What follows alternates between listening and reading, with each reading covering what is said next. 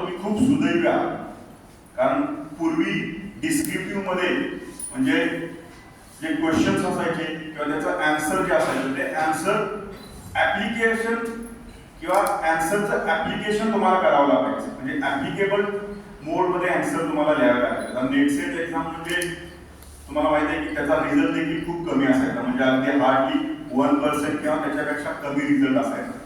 आता 6% सेटचा रिझल्ट आलेला तुम्हाला माहिती आहे की जे टॉपचे 6% असतात त्यांना काय केलं जातं, क्वालिफाय केलं जातं. त्यावेळेला खूप कमी होता. तर माझ्या वेळेचा तुम्हाला मी अनुभव सांगतो, माझ्या पेनड्राईव्ह मध्ये ते सगळं आहे रिझल्ट. त्यावेळेचा रिझल्ट 0.76% होता, म्हणजे £1 रिझल्ट होता. आणि साधारणपणे 40,000 मुलं सेट परीक्षेला बसलेली होती त्या 2012 साली, आणि त्यामध्ये 0.76% एवढा रिझल्ट आलेला होता. आता तर खूप रिझल्ट वाढलेला आहे तुम्हाला माहिती आहे. आणि नेचर ऑफ क्वेश्चन पेपर देखील खूप चेंज झालेला आहे. मात्र तो सिलेबस जो आहे तो सिलेबस सेम आहे. आता बऱ्याच वक्त्यांनी तुम्हाला सांगितलं असेल, म्हणजे अगोदरचं जे पहिलं लेक्चर झालं त्याच्यामध्ये तुम्हाला डिस्कस केलं नेचर ऑफ क्वेश्चन पेपर किंवा मार्किंग स्कीम काय असते, कसे प्रश्न विचारले जातात, त्याच्यामध्ये कंटेंट कोणकोणते असतात. जनरली जो पेपर नंबर 1 असतो जनरल पेपर,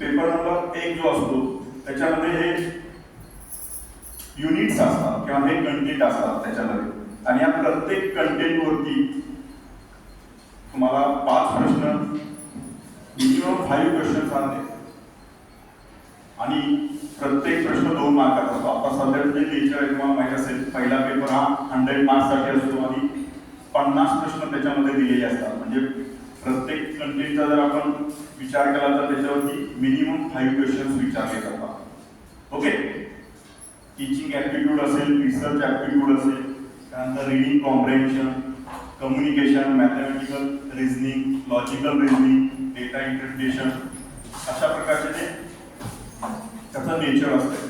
आणि सगळ्यात महत्वाचा याच्यामधला जो बदल असतो, आता net and set exam is quite difficult exam.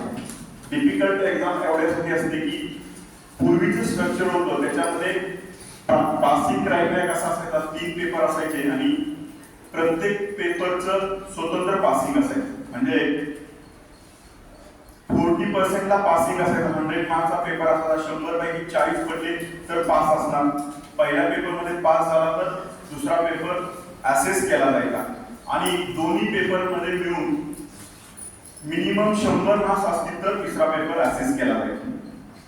म्हणजे पहिल्या पेपरमध्ये 40 पडले आणि दुसऱ्या पेपरमध्ये जरी 40 पडले तरी तुमचा तिसरा पेपर असेस केला जातो.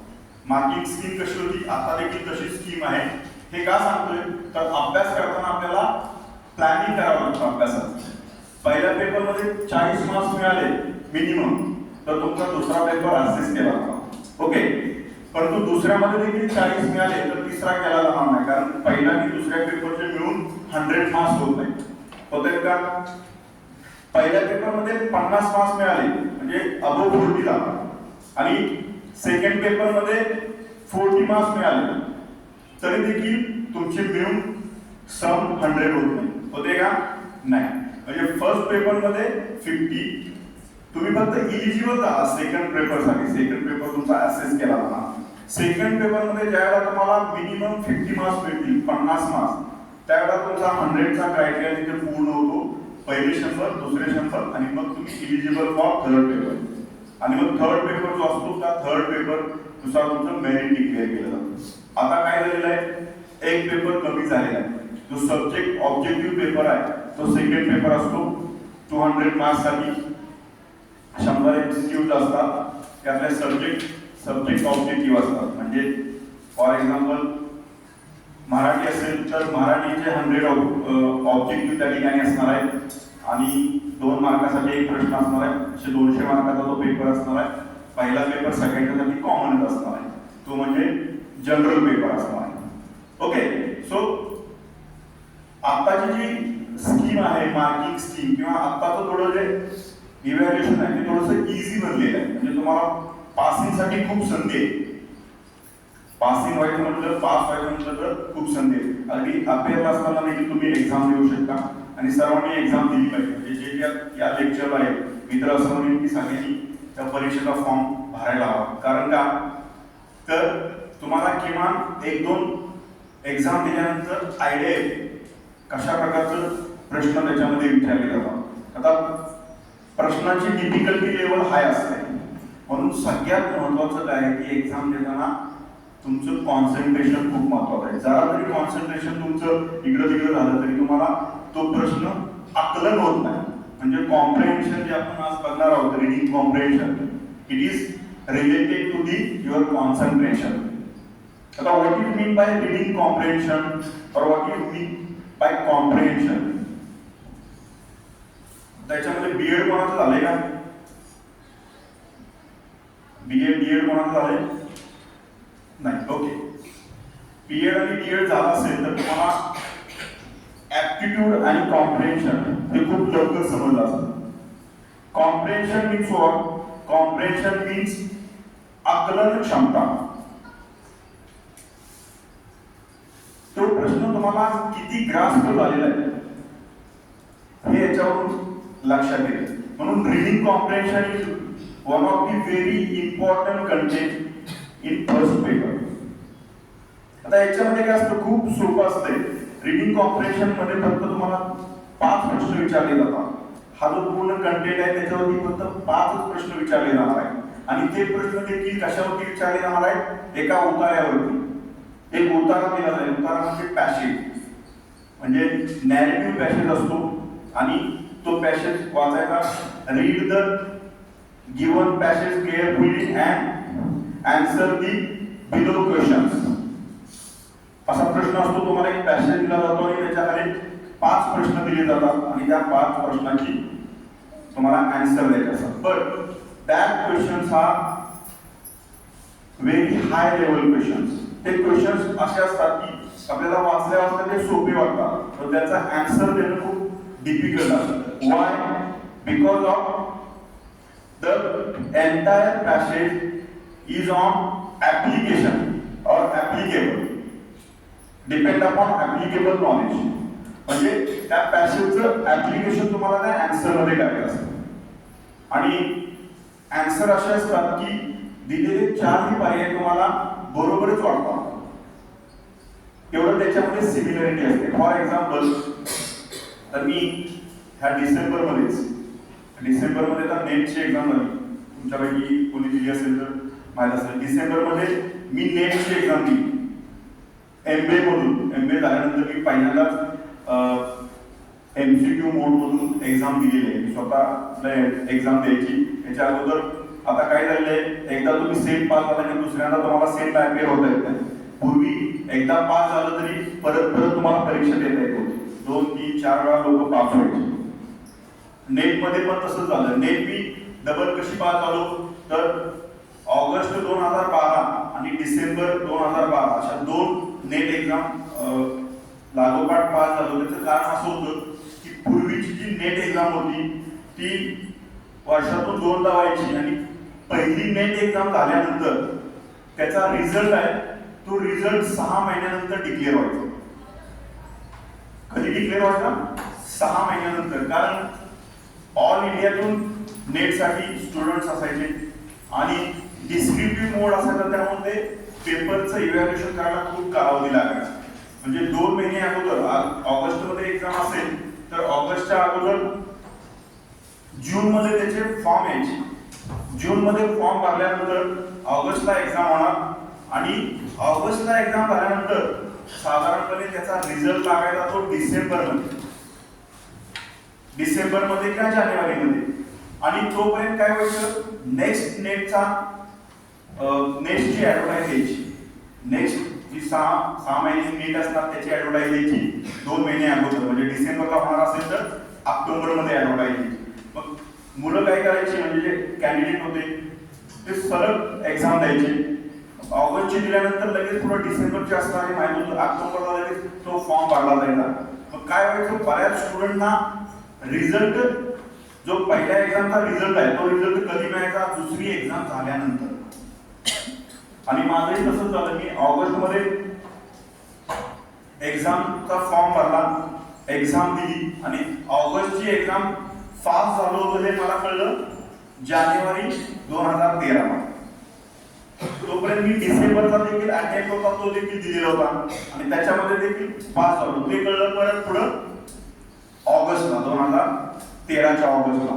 आणि त्यामुळे पहिली एक्झाम दिल्यानंतर 6 महिने त्याचा रिझल्ट येत नव्हता. त्यामुळे जे कॅन्डिडेट होते ते काय करायचे, कंटिन्यू अटेम्प्ट करायचे, म्हणजे प्रत्येक 6 महिन्याची एक्झाम असेल ती एक्झाम दिली जायची. सेटचं देखील तसंच होतं. आणि त्यावेळेला कसं होतं की एक्झाम साठी तुम्हाला जे मार्कशीट यायचं ते ईमेल वरती यायचं तुमच्या. तर 2011-12 साली तुम्हाला माहित असेल की आत्ताच्या सारखा इंटरनेट किंवा मोबाईलवरती इंटरनेट वगैरे नव्हतं. त्यावेळेला इंटरनेट पीसी वरती असायचं, फॉर्म नेट कॅफेमध्ये जाऊन भरावा लागायचा किंवा कॉलेजमध्ये कुठं नेट असेल तर तिथं भरावं लागायचं. त्यामुळं ईमेल वगैरे बऱ्याच लोकांचे नसायचे. ईमेल जरी ओपन केला तर त्याचा पासवर्ड विसरून गेलेला असायचा, असं देखील बऱ्याच वेळा व्हायचं. आता काय झालेलं आहे, आता त्याच्यामध्ये थोडंसं व्हेरिफिकेशन आलेलं आहे. त्यामुळे आता नेटची एक्झाम असेल, सेटची एक्झाम असेल तर लगेच 1 महिन्यात किंवा 1.5 महिन्यामध्ये रिझल्ट डिक्लेअर होतो.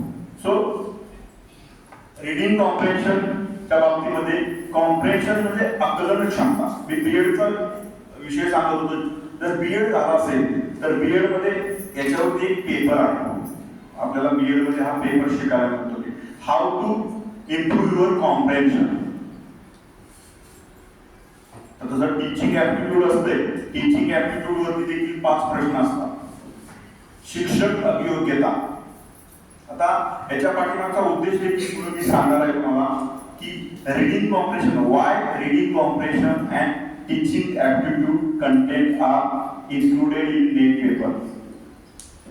Because of when you are going to be a teacher, तुम्ही ज्यावेळेला भविष्यकाळामध्ये टीचर होणार आहात, आता तुम्ही इक्विव्हॅलंट टू टीचर आहात.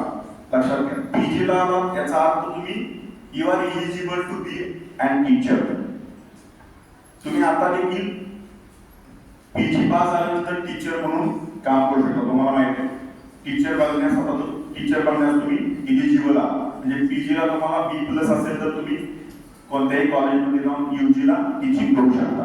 आणि ती नेट आणि सेट एक्झाम जरी एलिजिबल नसला तरी. ओके, म्हणजे you are already eligible for become an teacher. And every teacher should have teacher aptitude and efficiency of comprehension. Comprehension is an ability. It is a kind of ability, and every teacher should have teaching aptitude and comprehension ability. For example, if you asked, आता मी असं सांगितलं तुम्हाला की ठीक आहे आता तुम्ही eligible आहात, okay, come and give 10 minute lecture असं तुम्हाला सांगितलं, तर तुमच्यापैकी किती जण आता 10 मिनिटं इथे लेक्चर देऊ शकतील? तुम्ही एलिजिबल आहात. फक्त एलिजिबल होणं म्हणजे आपल्यामध्ये टीचिंग ऍबिलिटी येणं असं होत नाही. So you have to adopt that ability by taking efforts, and that is the main purpose behind including these two content in your NET or SET examination. तुम्ही ज्याला टीचर व्हाल त्या तुमच्या लक्षात येईल आपल्याला ज्याला 10 मिनिटाचं लेक्चर द्यायचं असतं त्याला तुम्ही एक 10 पेजेस जरी वाचले तरी तो कंटेंट तुम्ही 10 मिनिटाच्या लेक्चरमध्ये 2 मिनिटांमध्ये संपवून टाका. आणि परत उरलेले 8 मिनिटं तुम्हाला काय करायचे हा प्रश्न पडणार. हे कशामुळे होणार? तुम्ही लेक्चर द्यायचं ते फक्त वाचणार आहात, तुम्ही ते ग्रास्प करणार नाही. तुम्हाला फक्त वाचून लेक्चर द्यायचं असेल तर अख्खं एक पुस्तक हे 10 मिनिटांमध्ये देखील तुम्ही एक्सप्लेन करू शकता. परंतु एक पेज वाचून त्याच्यावरती अर्धा तास लेक्चर देण्याची ॲबिलिटी तुमच्यामध्ये केव्हा येईल? केव्हा येईल? जेव्हा तुमचं कॉम्प्रेन्शन येईल, त्याला तुमची कॉम्प्रेन्शन ॲबिलिटी इम्प्रूव्ह होईल. आकलन क्षमता, वाचन क्षमता किंवा आकलन क्षमता, वाचणं आणि कॉम्प्रेन्शन करणं म्हणजे रीडिंग अँड कॉम्प्रेन्शन. बऱ्याच वेळेला आपण वाचन करत असतो, फक्त वाचन करून पुढे जातो आणि जे वाचलेलं आहे ते आपण अंडरस्टँडिंग करून घेतो, तेव्हा त्याचं नॉलेज मध्ये ऍप्लिकेशन होतं. वाचलेलं ज्यावेळेला आपल्याला समजतं त्यावेळेला त्याचं अंडरस्टँडिंग कशामध्ये होतं? नॉलेज मध्ये ऍप्लिकेशन होतं. लक्षात येते का? फॉर एक्झाम्पल, लास्ट MBA ची मी एक्झाम दिली, तुम्ही इमॅजिन करू शकणार नाही. त्याच्यावरती कॉम्प्रेन्शन वरती एक पॅसेज होता. कोणता पॅसेज होता माहिती? MBA च्या पेपर मध्ये आपण सर्वांनी ही गोष्ट ऐकलेली आहे. मी पॅसेज पुढे आणलेला आहे. सगळ्यांनी ती कथा ऐकली असेल.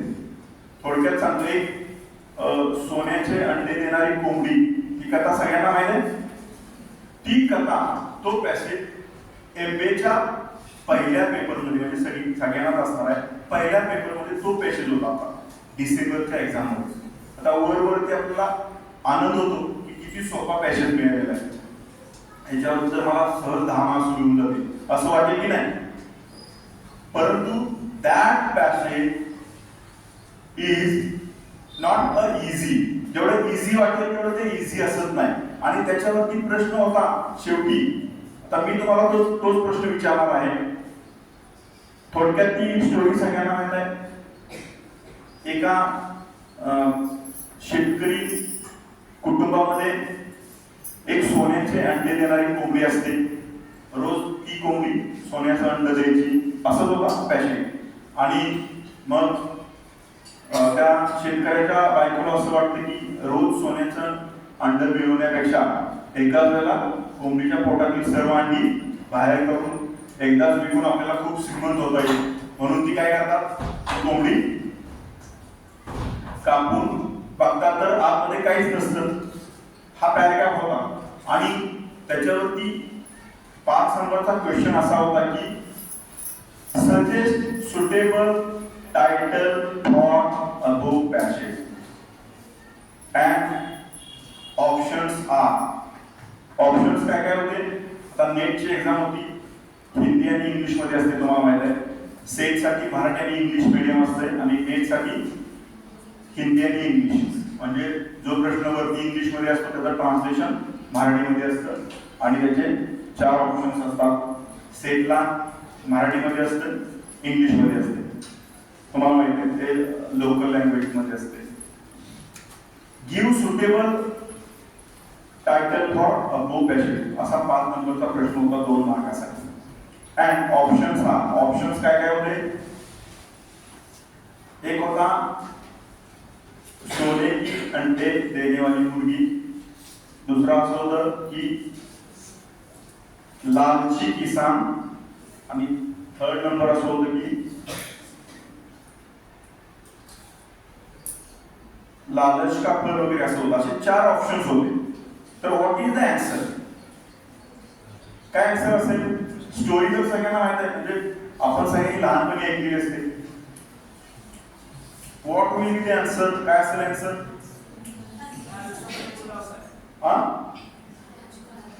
सोने की अंडे देने वाली मुर्गी हा पहिला ऑप्शन होता. त्यानंतर लालची किसान, ग्रीडी अ फार्मर. त्यानंतर अजून एक होतं लालच का फल असं काहीतरी होतं आणि अजून एक ऑप्शन होतं. असे 4 पर्याय होते. एक वेळ असं वाटतं की 4ही पण बरोबर असतात. आता सोने की अंडे देने वाली मुर्गी हे बरोबरच आहे. ग्रीडी फार्मर म्हणजे जरा मराठीमध्ये लालच असं म्हटलं जातं, बरोबर?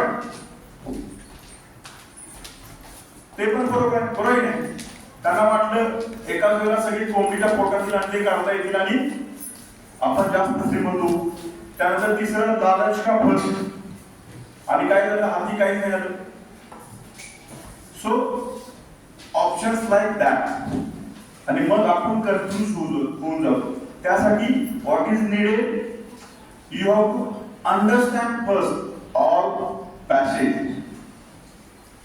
आणि तो पॅसेज दिलेला असतो तो छोट्या छोट्या सेंटेन्स मध्ये दिलेला असतो. बऱ्याच वेळा असं असतं की पॅसेज वाचताना पहिलं सेंटेन्स आणि दुसरं सेंटेन्स याच्यामध्ये जास्त रिलेशन असत नाही. हे तर ट्रिक्स असतं.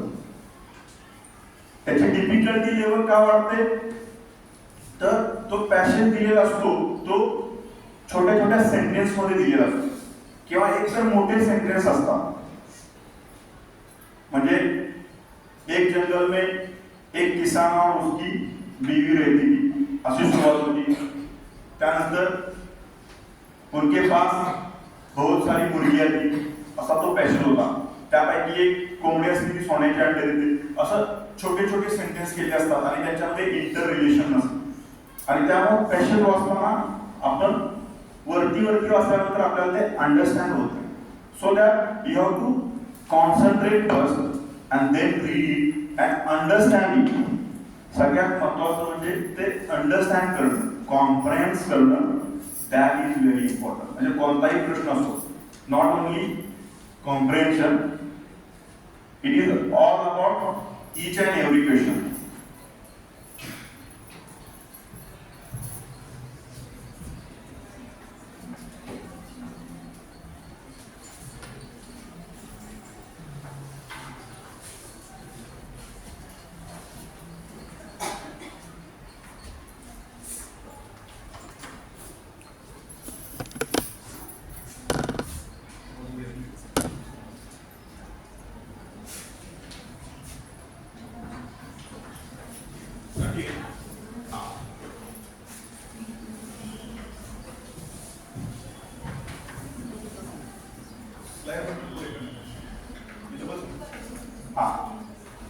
Look at this picture. A picture is worth 1,000 words. फक्त हे पिक्चर कशासाठी दिलेलं आहे, अंडरस्टँडिंग साठी दिलेलं आहे. त्याच्यामधलं सेंटेन्स जे आहे ते सेंटेन्स खूप महत्वाचं आहे. A picture is worth 1,000 words. Next video.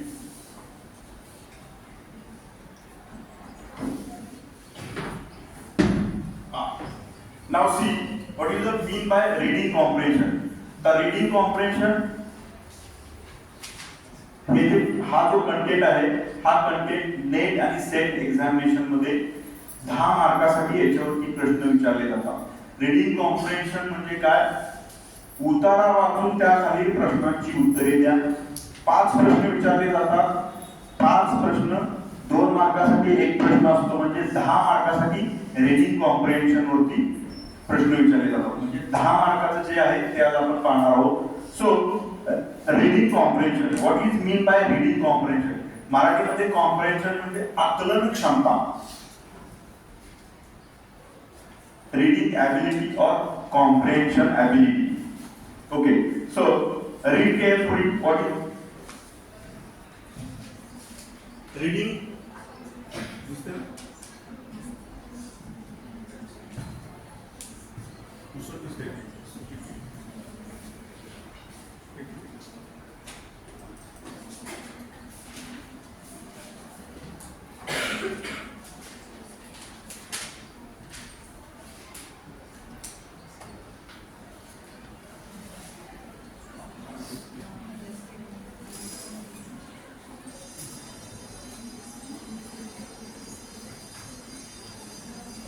okay, now it is clear. Reading comprehension is a vital section of examination that tests your reading and understanding ability. Reading and understanding ability. What I told, reading and understanding ability. Reading करणं फक्त आणि reading केलेलं understanding करणं किंवा understand होणं, that is most important thing. Because मी मागे सांगितले की ॲज अ टीचर तुम्ही इन फ्युचर टीचर होणार आहात. जे नेट आणि सेट एक्झामिनेशनची तयारी करतात ते likely to be a teacher. Okay, teacher बनण्याचाच उद्देश असतो ना, बरोबर आहे ना. त्याच्यासाठी नेट सेट एक्झामिनेशन आहे. नेट म्हणजे national eligibility test and SET म्हणजे state eligibility test for teacher. तुम्हाला टीचर व्हायचं असेल सिनियर कॉलेजमध्ये, वरिष्ठ महाविद्यालयात, तर you have to crack SET either NET. Okay, then you have to be an teacher. Okay, only.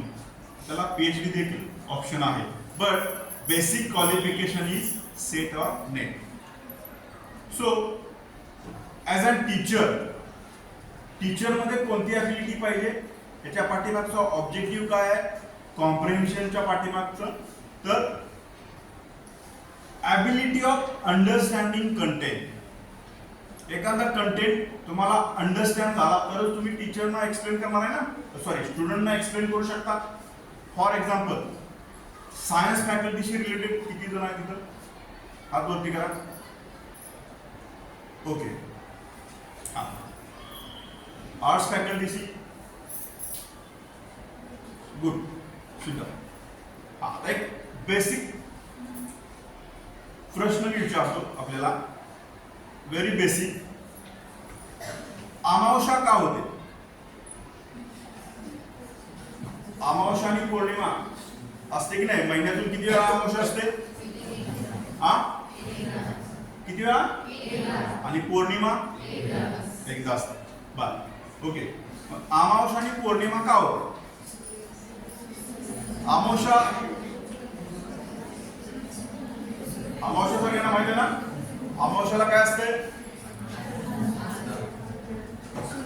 काय असते अमावस्याला?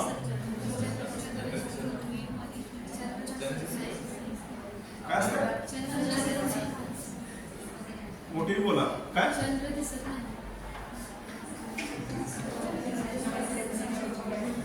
दिसत नाही म्हणजे अमावस्या असते का? बर, ओके. एखाद्या टीचरला ॲज अ टीचर मला पृथ्वी एक्सप्लेन करायची आहे. पृथ्वी ही कशावरती स्थिर आहे? बर, पृथ्वी कुठं आहे? आपण सगळे पृथ्वीवरती आहोत आणि पृथ्वी कुठं आहे? वेअर? कुठे आहे पृथ्वी? कुठे?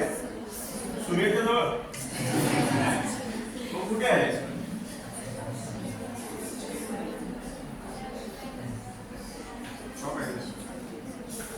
पृथ्वी कुठे आहे हे आता मला ब्रह्मांड सांगायचं आहे स्टुडंटना.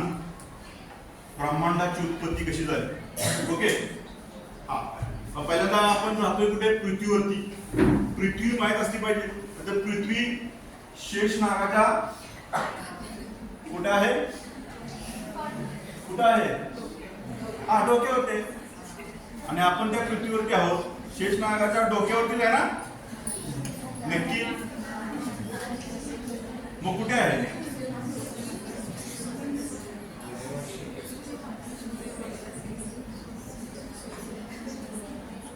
पृथ्वी, आता सायन्सच्या मुलांना थोडंफार माहित असेल, पृथ्वी हा एक ग्रह आहे जो अवकाशामध्ये स्थिर आहे.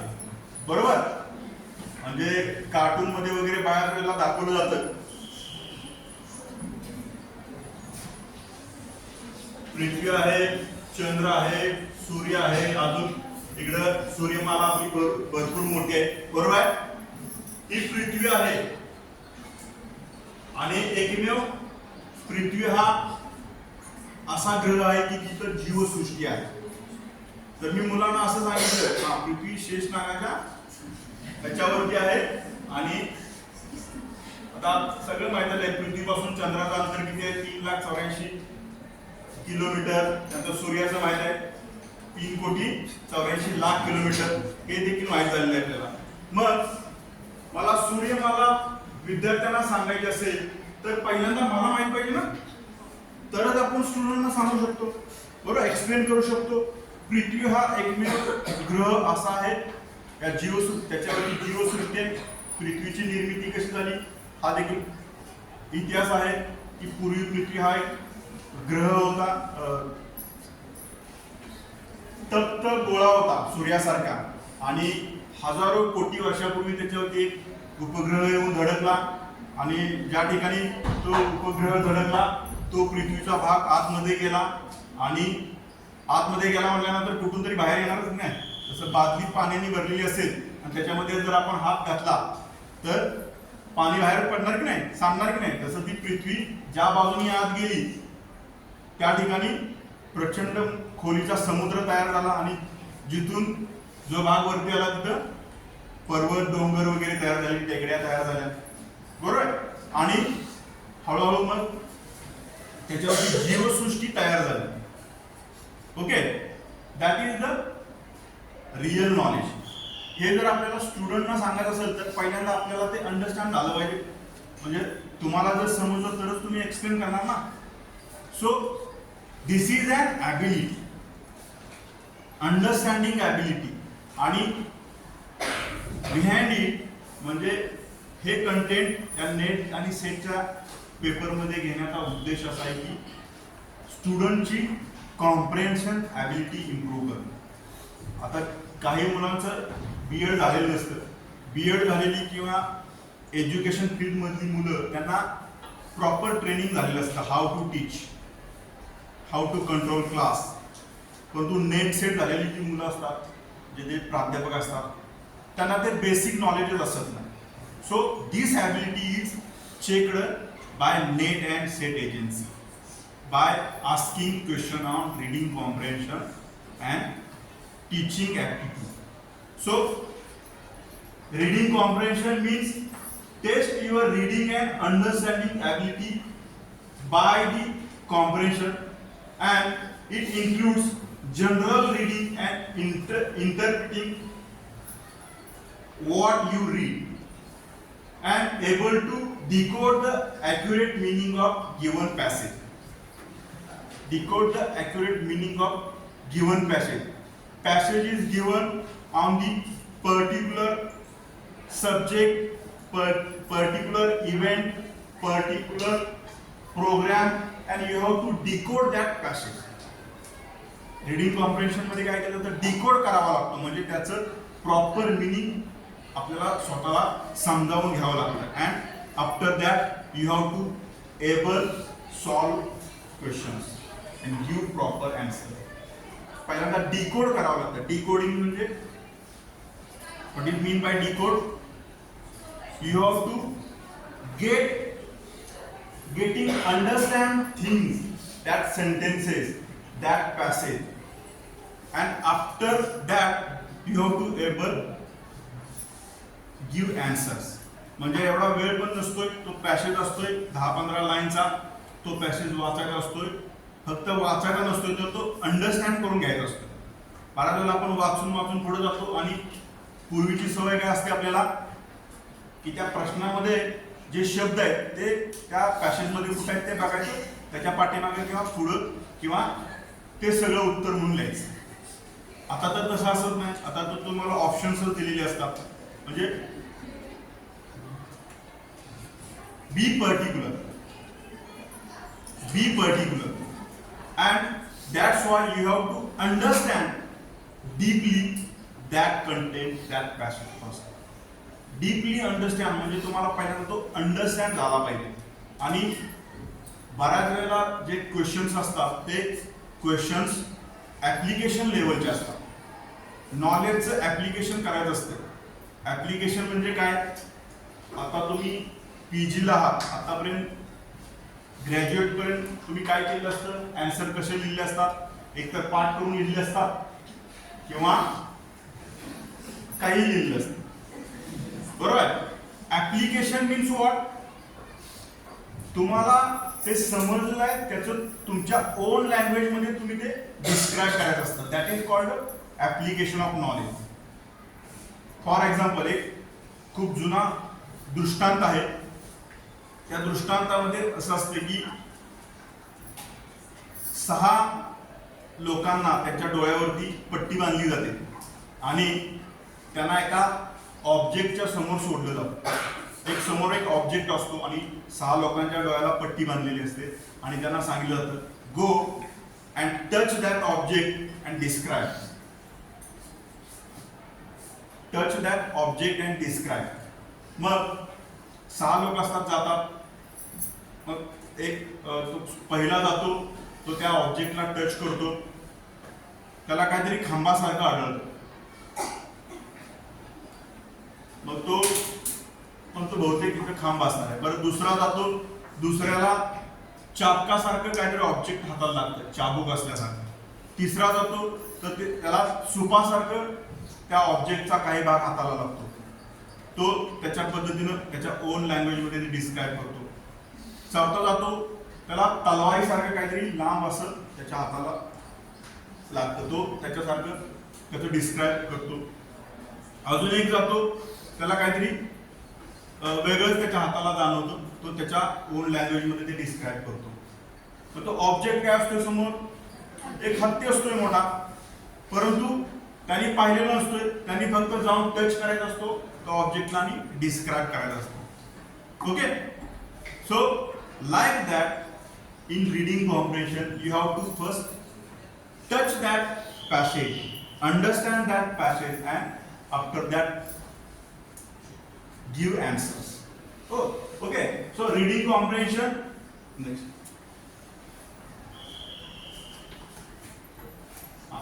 Next. Okay. In reading comprehension, there are 5 types of passages asked in your question paper. Narrative, descriptive, factual, abstract and analytical. This is the types of passages. म्हणजे जे उतारे असतात ते उतारे त्याचं वर्गीकरण किंवा क्लासिफिकेशन या 5 प्रकारामध्ये केलं जातं. नॅरेटिव्ह मध्ये descriptive, factual, abstract and analytical. Narrative, you know that it includes simple stories. मगाशी मी सांगितलं तसं सिंपल स्टोरीज असतात त्याच्यामध्ये, किंवा कॉन्व्हर्सेशन असतं, किंवा फेमस नॉवेल्स ज्या असतात त्या नॉवेल्स मधले काही पॅराग्राफ त्याच्यामध्ये असतात, उतारे नॉवेल्स मधले. एनी शॉर्ट इव्हेंट असतो, इव्हेंट देखील त्याच्यामध्ये असतात, किंवा ऑटोबायोग्राफी असते. उदाहरणार्थ विंग्स ऑफ फायर, कोणाची ऑटोबायोग्राफी आहे? विंग्स ऑफ फायर मध्ये काही पॅसेजेस याच्यामध्ये विचारले जातात. म्हणजे मला आठवतंय मी ज्या वेळेला दिली एक्झाम त्यावेळेला विंग्स ऑफ फायर मधला पॅसेज त्याच्यामध्ये अब्दुल कलाम यांची ऑटोबायोग्राफी, त्याच्यावरती आन्सर्स विचारले जातात. देन सिमिलर टाइप्स असतात. Biography of Mahatma Gandhi can be considered as a narrative type passage. मगाशी मी सांगितलं अब्दुल कलाम यांची बायोग्राफी किंवा महात्मा गांधीजी यांचं सत्याचे प्रयोग वगैरे या नॉलेज असतात, त्याच्यावरचे उतारे देखील त्याच्यामध्ये विचारले जातात. Okay, then second type is descriptive. In descriptive type त्याच्यामध्ये जे सेंटेन्स असतात ते मेटाफोर्स, पर्सॉनिफिकेशन, त्यानंतर रिओरटिकल सेंटेन्सेस म्हणजे अतिशयोक्ती किंवा काल्पनिक पॅसेज त्यामध्ये दिले जातात. म्हणजे काल्पनिक घटना त्याच्यामध्ये मांडल्या जातात किंवा अतिशयोक्तीपूर्ण घटना त्याच्यामध्ये त्या उतार्यामध्ये असतात. म्हणजे ते उतारे वाचताना आपल्याला लक्षात येतं की हे घडू शकत नाही. अतिशयोक्तीपूर्ण पॅसेजेस असतात किंवा काल्पनिक पॅसेजेस दिली असतात. Okay, next. Then third type is a factual. Factual मध्ये काय असतं? रिपोर्ट्स असतात. त्या मल्टीनॅशनल कंपन्या असतात, त्या मल्टीनॅशनल कंपन्यांचे रिपोर्ट्स वगैरे ते रिपोर्ट्स ॲज अ पॅसेज म्हणून दिले जातात. किंवा न्यूज स्टोरी असतात, current affairs, journals and similar. For example, extract from any constitutional report can be considered as a factual type passage. म्हणजे एखाद्या कंपनीचा अॅन्युअल रिपोर्ट असतो, त्याच्यामधील काही भाग त्याच्यामध्ये दिलेला असतो आणि त्याच्यावर आधारित तुम्हाला प्रश्न विचारले जातात. Next. Then abstract. Abstract is a research based passage. Abstract मध्ये एक छोटा रिसर्च असतो, तो रिसर्च त्या पॅसेज मध्ये दिलेला असतो. नेक्स्ट. ॲनालिटिकल.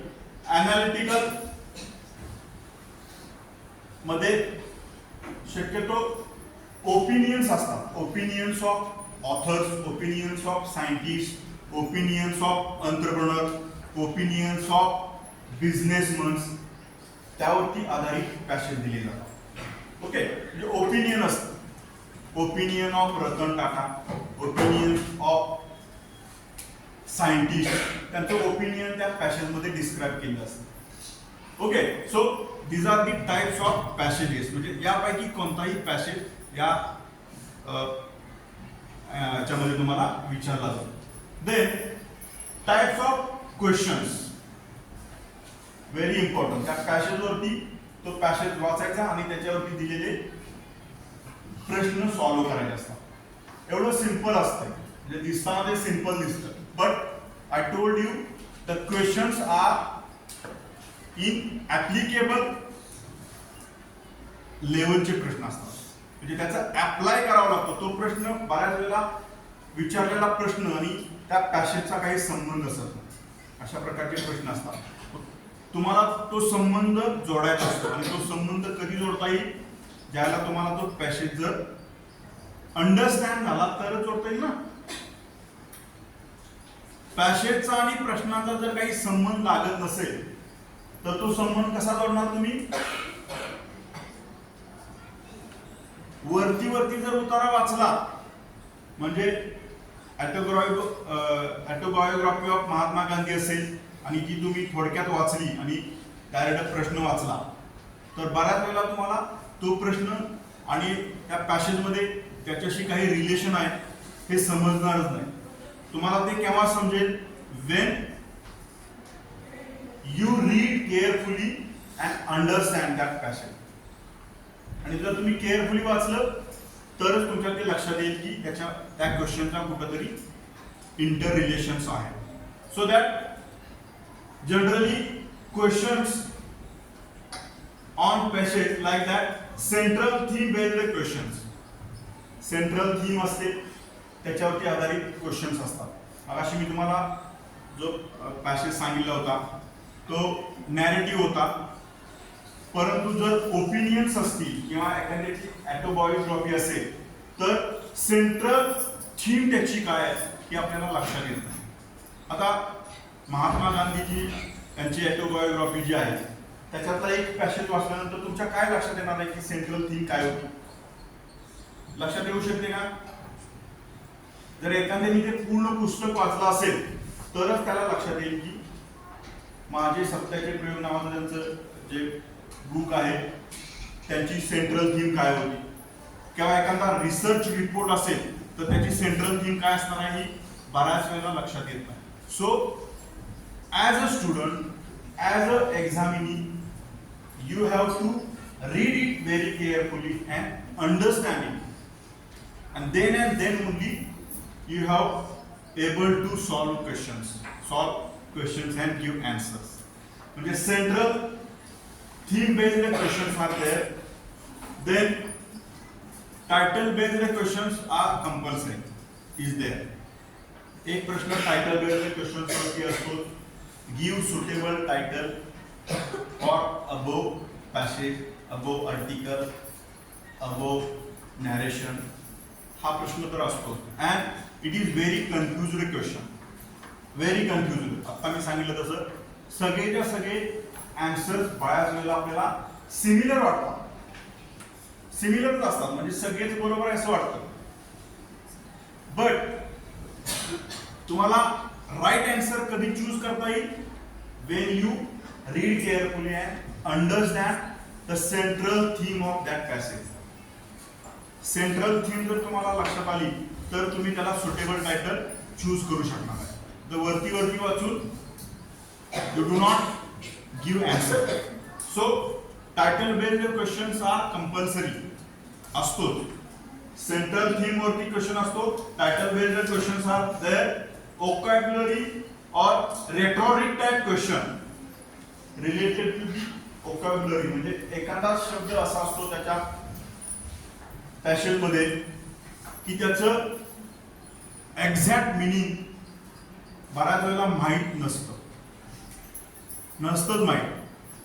म्हणजे अगदी लँग्वेज मधला जरी स्टुडंट एक्झाम देत असला, म्हणजे इंग्लिश लँग्वेजशी रिलेटेड एखादा शब्द असतो आणि त्याचं जरी इंग्लिश लँग्वेजचा स्टुडंट असेल, तरी देखील तो जो प्रश्न असतोय किंवा त्याच्यामधलं जे सेंट्रल मिनिंग असते त्या वर्डचं, ते बऱ्याच वेळेला आपल्याला माहीत नसते. मग त्या पॅसेजमध्ये देखील त्याच्या सिमिलर एखादा वर्ड्स आहे का आपण शोधत असतोय, बट त्याचं मिनिंग देखील आपल्याला माहीत नसतो. So that this type of question is you need your vocabulary is very strong.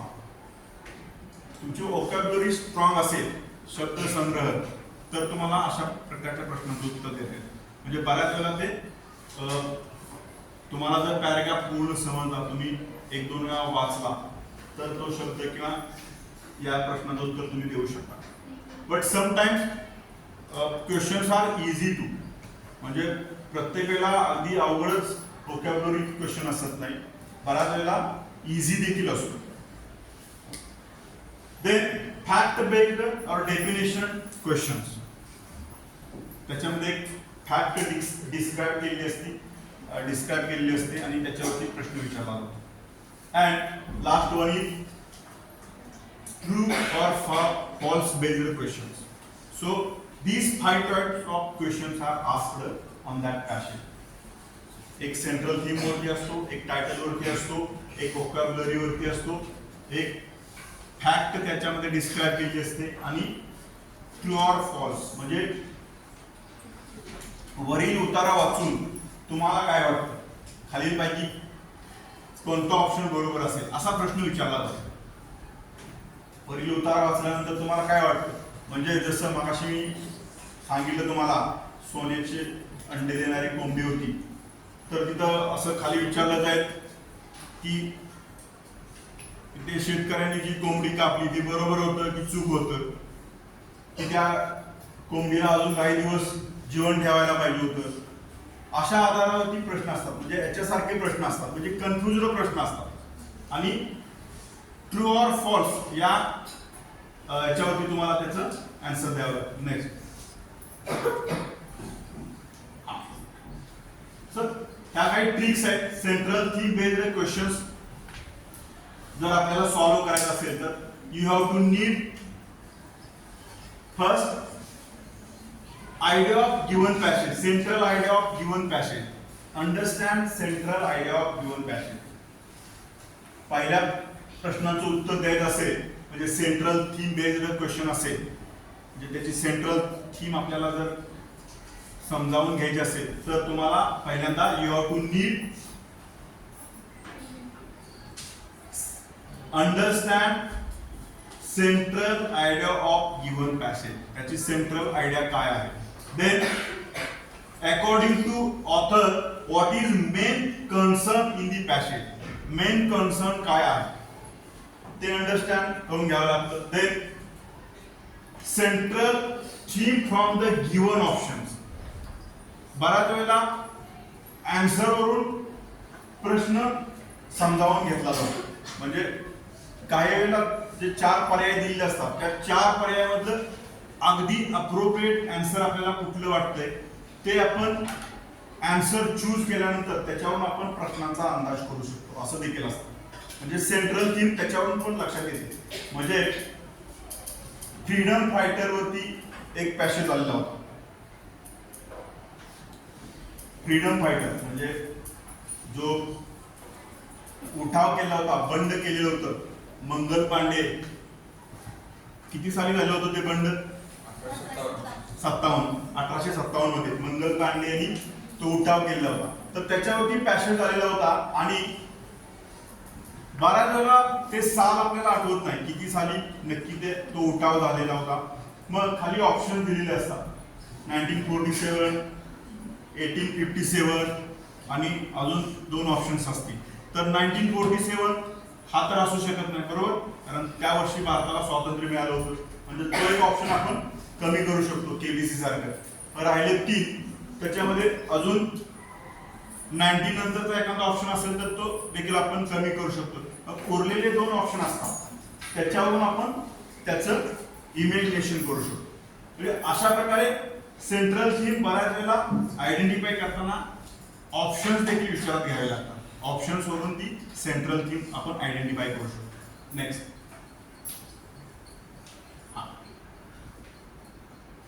What is a common mistakes are there. Common mistakes काय होतात बऱ्याच वेळेला सेंट्रल बेस्ड क्वेश्चन सॉल्व्ह करताना. तर often the options are closely similar to confuse the examinee. मी तुम्हाला सांगितलं similar options असतात आणि त्यामुळे कन्फ्यूज होऊन जातो आपण, आणि कन्फ्यूज करणं हाच मुख्य उद्देश असतो. जो कन्फ्यूज होत नाही तोच पुढे जाऊन टीचर बनणार असतो. परीक्षेला जर आपण कन्फ्यूज व्हायला लागलो तर आपण टीचर कसं बनणार, बरोबर नाही. टेस्ट बऱ्याच वेळेला तुमचं नॉलेज केलं जात नाही. तर व्हॉट टेस्टेड या ज्या एक्झामिनेशन असतात ना, कॉम्पिटिटिव्ह एक्झामिनेशन, याच्यामध्ये बऱ्याच वेळेला तुमचं नॉलेज टेस्ट केलं जात नाही. No. So what is tested, what is tested,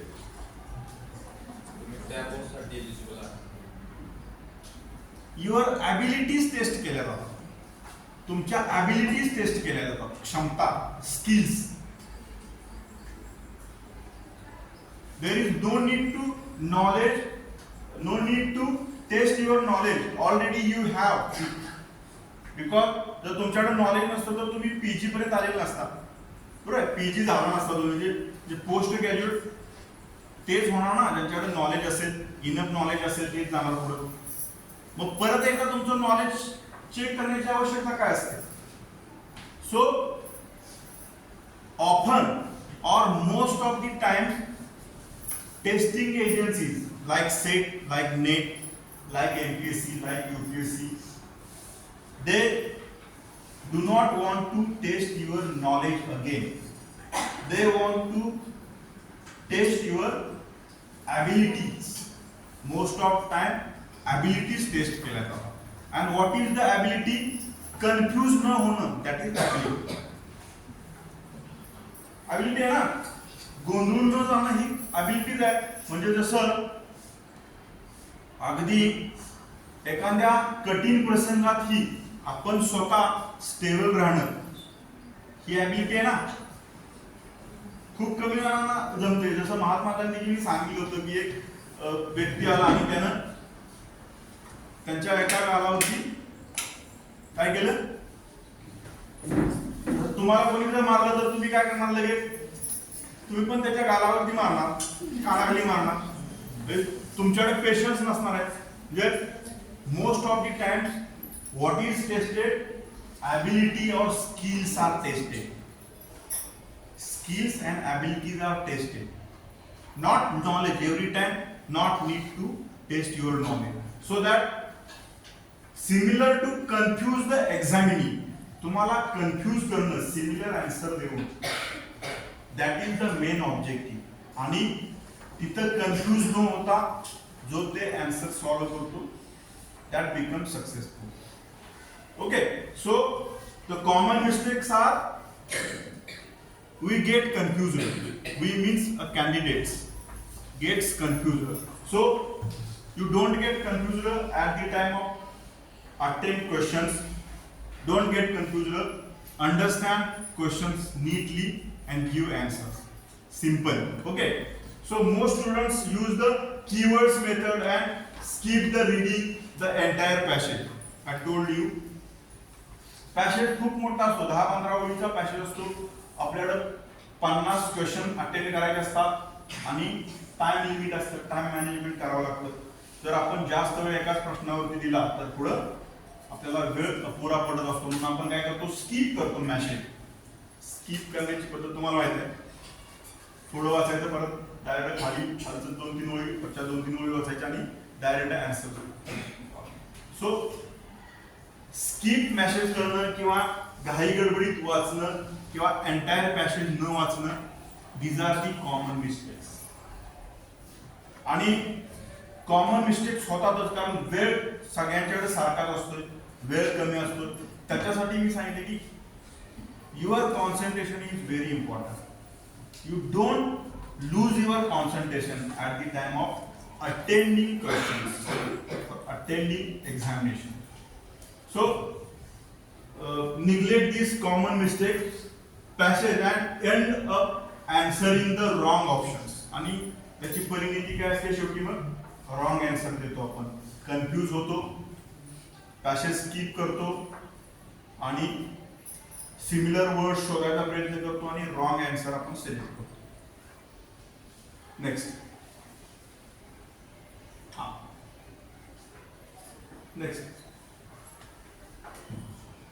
vocabulary type क्वेश्चनच्या बाबतीमध्ये you need to understand the meaning of ex post facto. Ex post facto means what? The similar word त्या पॅसेज मध्ये असतो त्याच्या पाठीमागील सेंटेन्सचा मीनिंग तुम्हाला समजावून घ्यावा लागतो. जर व्होकॅब्युलरी क्वेश्चन जे असतात त्याचा आन्सर जर शोधायचा असेल तर म्हणजे त्या सेंटेन्स मध्ये तो वर्ड आला असेल त्याच्या पाठीमागील एक दोन सेंटेन्सचं मीनिंग आपल्याला जर व्यवस्थितपणे समजलं तर आपल्याला तो जो व्होकॅब्युलरी वर्ड असतो त्याच्यावरचा क्वेश्चन व्यवस्थितपणे सॉल्व्ह करता येतो. Then identify the rhetoric used in the given time. त्याच्यामध्ये एक अलंकारिक सेंटेन्सेस दिलेले असतात, काही अलंकारिक सेंटेन्सेस. ते अलंकारिक सेंटेन्सेस आपल्याला समजावून घ्यावे लागतात तरच तुम्ही you have to able solve this question. Next आता काही मेमरी ट्रिक्स पण दिले. To answer this type of questions more accurately, it is important to learn the different rhetoric rules and its types. त्याचे रूल्स अँड टाइप्स म्हणजे जे लँग्वेजचे student आहेत त्यांना हे जास्त चांगले समजेल की different rhetoric rules and its types. म्हणजे ते थोडंसं अवांतर वाचन होईल. ते अवांतर देखील तुमचा अभ्यास असला पाहिजे तरच तुम्ही व्होकॅब्युलरीवरती डिपेंड जे क्वेश्चन असतात त्याचा आन्सर देऊ शकाल. देन फॅक्ट बेस्ड और definition based questions. You have to understand these things to attempt these type of question. According to passage, RC stands for in the passage the number members present in the committee, when and how, where, what event took place, and what does this event symbolize. तो एक event दिलेला असतो. त्या event मधले हे जे चार terms आहेत त्या टर्म्स तुम्हाला अंडरस्टँड करून घ्याव्या लागतील. म्हणजे RC stands for reading comprehension. Then number members present in the committee. Event असेल तर त्यामध्ये नंबर असतात, मेंबरचं डिस्क्रिप्शन दिलेलं असतं. Then when, how, where that event occurred, the venue of that event, then the member of that events. हे सगळं त्याच्यामध्ये दिलेलं असतं ते तुम्हाला अंडरस्टँड करून घ्यावं लागेल. ओके. देन ट्रू और फॉल्स बेस्ड क्वेश्चन. याच्यामध्ये the author agrees with which of the following statements. अशा प्रकारचे प्रश्न अटेंड करण्यासाठी तुम्हाला त्या पॅसेज मधील ऍडजेक्टिव्ह आणि त्या पॅसेजचा मीनिंग समजल्यानंतर त्या पॅसेज मध्ये जो काही एक मीनिंग दडलेला असतो त्या सेंटेन्सेसचा तो सेंटेन्सेसचा मीनिंग देखील समजावून घ्यावा लागेल तरच true and false based question तुम्हाला सॉल्व्ह करता येतील. नेक्स्ट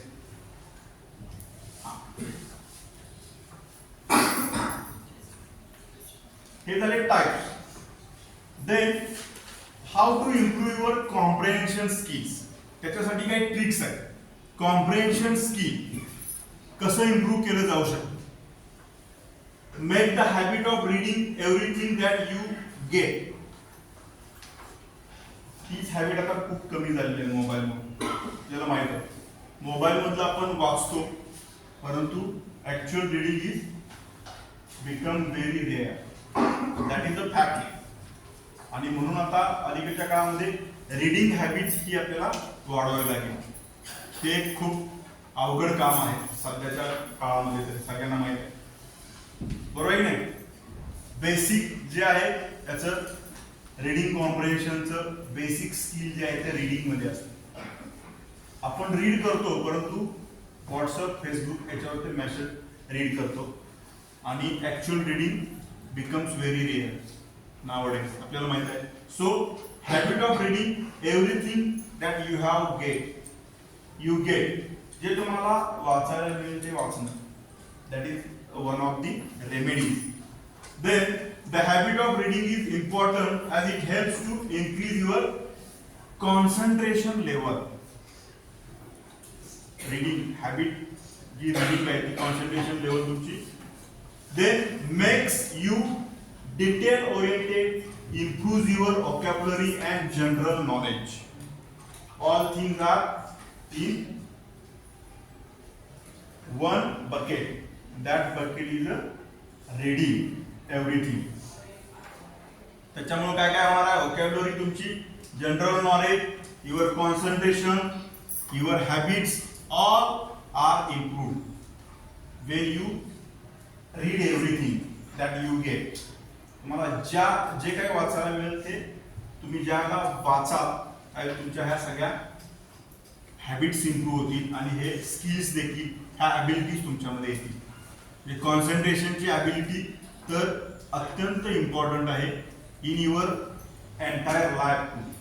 तुमच्या पूर्ण आयुष्यामध्ये देखील त्याचा खूप उपयोग होतो. आता कॉन्सन्ट्रेशन लोकांचं खूप कमी झालेलं आहे. म्हणजे हा डिव्हाइस तर आहेच आणि आफ्टर कोरोना पॅन्डेमिक पिरियड नंतर कॉन्सन्ट्रेशनवरती खूप परिणाम झालेला आहे. कारण आपला स्क्रीन टाइम वाढलेला होता. आज देखील स्क्रीन टाइम वाढलेलाच आहे आणि त्याच्यामुळे कॉन्सन्ट्रेशनचे पिन तेरा वाढलेले सगळ्यांना माहिती. So that you have to improve your reading comprehension skill. Then start reading from simple passages to medium and then complex ones. त्याच्यामध्ये सगळं झालं, simple, complex and modern. This helps to increase the understanding skill. Then simultaneously revise the grammar, rhetoric and other related rules and that are vital for RC, means reading comprehension. Then keep yourself updated of the current affairs around you as the passage are most likely to be given from there. Most of the passages